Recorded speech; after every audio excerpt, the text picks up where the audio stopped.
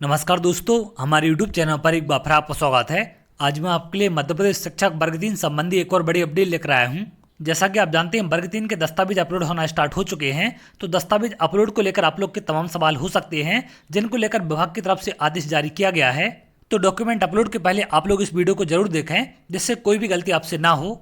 जैसा कि आप यहाँ पर देख रहे हैं, विभाग की तरफ से आदेश जारी किया गया है। प्राथमिक शिक्षक नियोजन 2023 के लिए यहाँ पर कुछ संभावित प्रश्न दिए गए हैं, जो आपके मन में हो सकते हैं या फिर आप पूछ सकते हैं। सबसे पहला प्रश्न है, अतिथि शिक्षक प्रमाण पत्र कब तक का मान्य होगा? 31 मार्च 2023 तक के अनुभव प्रमाण पत्र मान्य किए जाएंगे। तो ये चीज़ यहाँ पर इन्होंने क्लियर कर दी है। अगला क्वेश्चन यहाँ पर आपके मन में हो सकता है कि अतिथि शिक्षक श्रेणी में चयन हेतु अनुभव क्या होना चाहिए? तो मध्य प्रदेश की शासकीय शाला में न्यूनतम 200 दिवस तथा 3 शैक्षणिक सत्र कार्य किया हो। इसके साथ साथ स्कूल शिक्षा विभाग से जारी डिजिटल प्रमाण पत्र मान्य होगा। जनजातीय कार्य विभाग के सहायक आयुक्त के हस्ताक्षर से जारी प्रमाण पत्र मान्य होंगे। तो यहाँ पर स्कूल शिक्षा विभाग का डिजिटल मान्य होगा, लेकिन जनजातीय कार्य विभाग का ऑफलाइन मान्य किया जाएगा। ये यहाँ पर क्लियर आदेश जारी किया गया है। अगला है, यदि अतिथि शिक्षक रहते हुए कोई उपाधि या फिर पत्रोपाधि नियमित रूप से की जाती है तो क्या अतिथि शिक्षक का अनुभव मान्य होगा? सबसे पहला पॉइंट है, जिस सत्र में नियमित विद्यार्थी के रूप में उपाधि या फिर पत्रोपाधि प्राप्त की हो तो उस सत्र में अतिथि शिक्षक का अनुभव मान्य नहीं होगा। इस बात का ध्यान रखेंगे। अगला है, दोनों कार्य, अतिथि कार्य की शासकीय शाला एवं उपाधि पत्रोपाधि का कॉलेज मुख्यालय एक ही है, तभी उस सत्र का अतिथि अनुभव मान्य किया जा सकेगा, अन्यथा मान्य नहीं किया जाएगा। तो आपके अतिथि और कॉलेज अगर एक ही मुख्यालय का होगा तभी आपका मान्य किया जाएगा। अगला पॉइंट है, अतिथि शिक्षक श्रेणी में चयन हुआ है किंतु प्रमाण पत्र नहीं है, निर्धारित आयु सीमा में होने पर गैर अतिथि में मेरिट क्रम में अभ्यर्थिता मान्य की जाएगी। तो यदि आपने गेस्ट पर टिक किया है और आप गेस्ट का सर्टिफिकेट अपलोड नहीं करते हैं तो आपको नॉन गेस्ट के रूप में काउंट किया जाएगा, और नॉन गेस्ट का अगर आप कट ऑफ क्वालिफाई करेंगे तभी आपका मेरिट में नाम शामिल किया जाएगा। अगला पॉइंट है, शैक्षणिक एवं व्यावसायिक योग्यता किस दिनांक तक की मान्य होगी? दस्तावेज अपलोड प्रारंभ की दिनांक को संबंधित अभ्यर्थी के पास शैक्षणिक योग्यता या फिर व्यावसायिक योग्यता की अंक सूची उपलब्ध होना अनिवार्य होगा। इस दिनांक के बाद जारी अंक सूची मान्य नहीं होगी। इस बात का आप ध्यान रखें। ये भी चीज़ यहाँ पर क्लियर कर दी गई है। तो आपके 23 तारीख से दस्तावेज अपलोड होना स्टार्ट हो चुके हैं, यानी कि 23 तारीख तक जिन भी अभ्यर्थियों की मार्कशीट आ चुकी है या जारी हो चुकी है, सिर्फ उनकी मार्कशीट यहाँ पर मान्य की जाएंगी। अगला पॉइंट है, क्या अन्य राज्य का जाति प्रमाण पत्र मान्य होगा?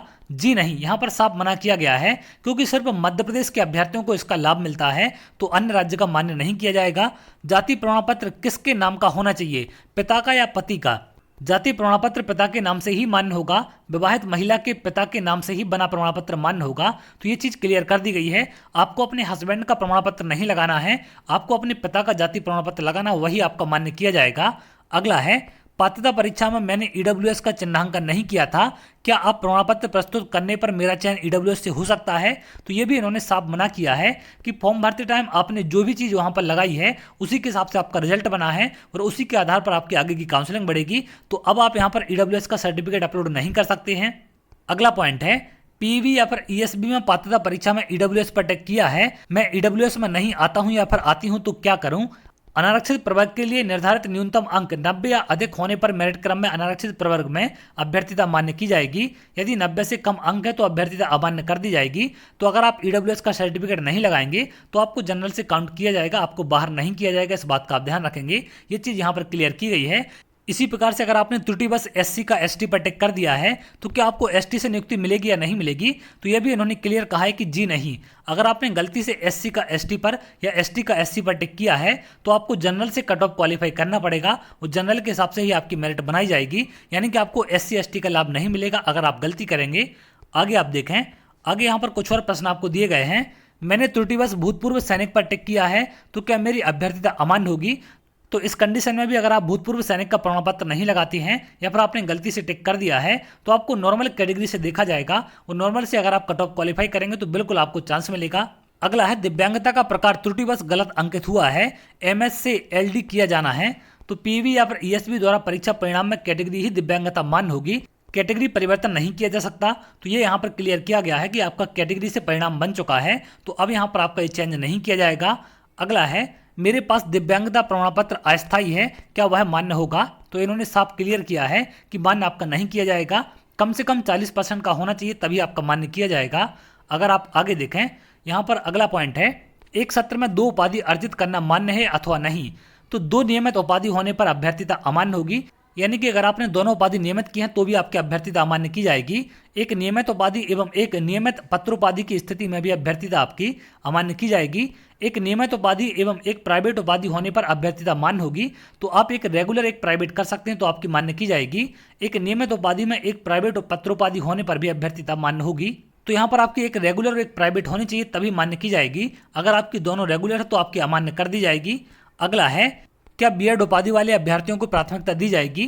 तो जी नहीं, किसी भी व्यावसायिक योग्यता को प्राथमिकता नहीं दी जाएगी। यानी कि इनके द्वारा क्लियर किया गया है कि ना डीएलएड को प्राथमिकता मिलेगी ना बीएड को प्राथमिकता मिलेगी, लेकिन डीएलएड अथवा बीएड अनिवार्य अर्हता है। यानी कि दोनों में से एक कोई आपके पास होनी चाहिए तभी आपकी यहाँ पर मेरिट बनाई जाएगी या आपको इसमें शामिल किया जाएगा।